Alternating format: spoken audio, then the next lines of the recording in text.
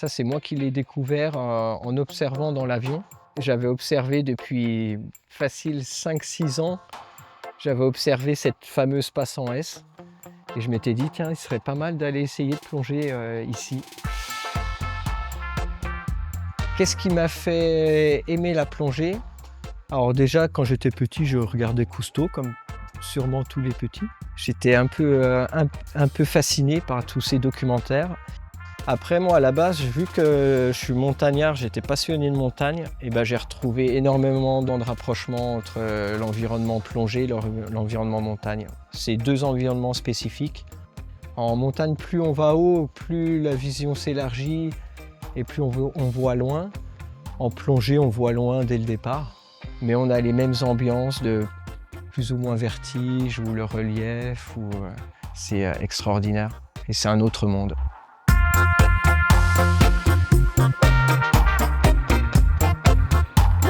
L'île des Pins, ça s'est fait un peu par hasard. J'étais en Corse depuis de nombreuses années, on va dire. Et c'est un ami corse qui m'a conseillé la Nouvelle-Calédonie. Un jour typique au centre de plongée, on sort en matinée. On fait 2 plongées dans la matinée. Généralement, on fait les baptêmes à la pause ou des fois, s'il y a pas mal de baptêmes, on fait les baptêmes pendant le temps de la première plongée. On fait à 99,9% des plongées dérivantes. Voilà, on fait des belles plongées. On a une vingtaine de sites de plongée sur l'île des Pins. On se pose la question tous les matins où on va. C'est génial. Et on est seul au monde.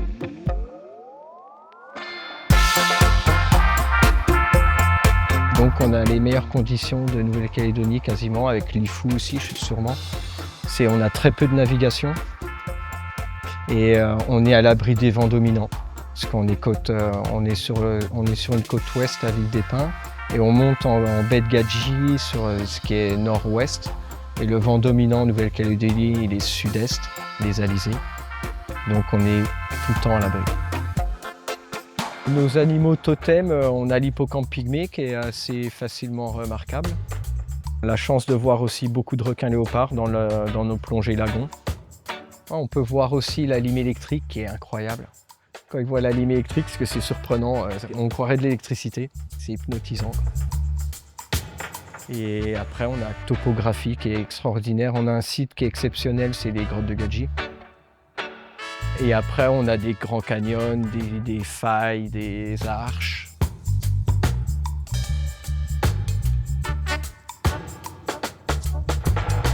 En Nouvelle-Calédonie, le corail est préservé et est exceptionnel.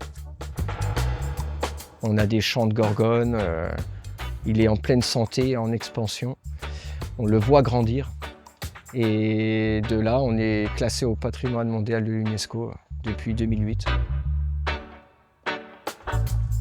Donc le premier site de plongée qu'on a fait aujourd'hui, c'est le récif de Lorette.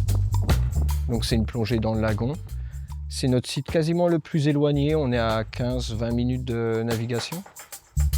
C'est un site qu'on fait un peu rarement, qu'on privilégie pour les bons plongeurs, parce que le corail est splendide.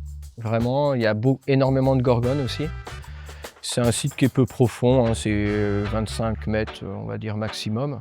Mais c'est vraiment un site spectaculaire au niveau corallien. Il y a énormément de poissons qui vont avec les coraux. Et la visibilité, voilà, c'est notre site un peu pratiquement le plus loin, donc on a une très belle visibilité souvent. C'est un site qui est dans le lagon, c'est un récif, le récif de Lorette, c'est dans le lagon. Mais on a la chance d'avoir la passe de Tiaré en face qui est très très large, donc qui emmène les eaux claires. Et le corail, il est sublime.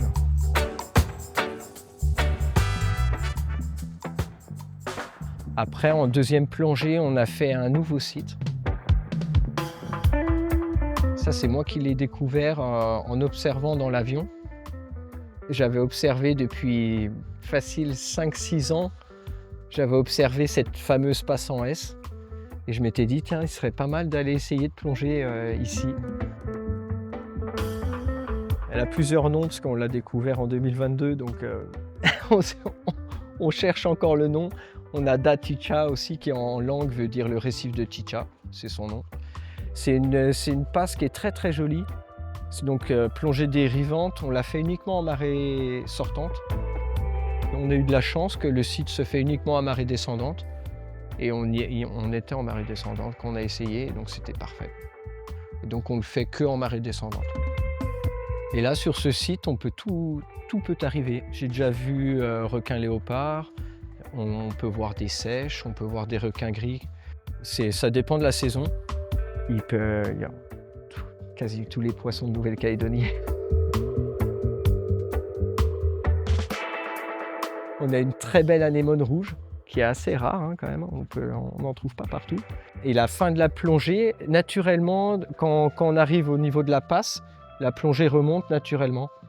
Donc pour le palier de sécurité, c'est impeccable. On est dans la zone des 6 mètres, 6-3 mètres. La température de l'eau aujourd'hui, elle était à 26. Après, en Nouvelle-Calédonie, la température de l'eau, on va dire la saison sèche, hivernale, elle peut descendre jusqu'à 21 degrés.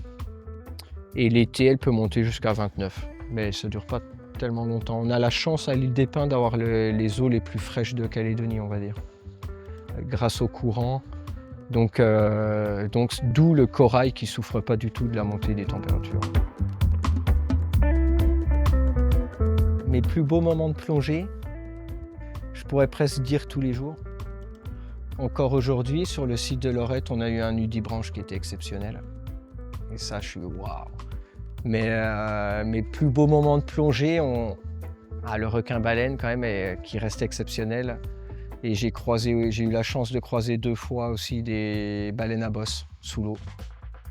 Donc la maman avec le baleineau qui se suivent. J'avais pas de caméra ce jour-là, malheureusement. Mais c'est écrit là.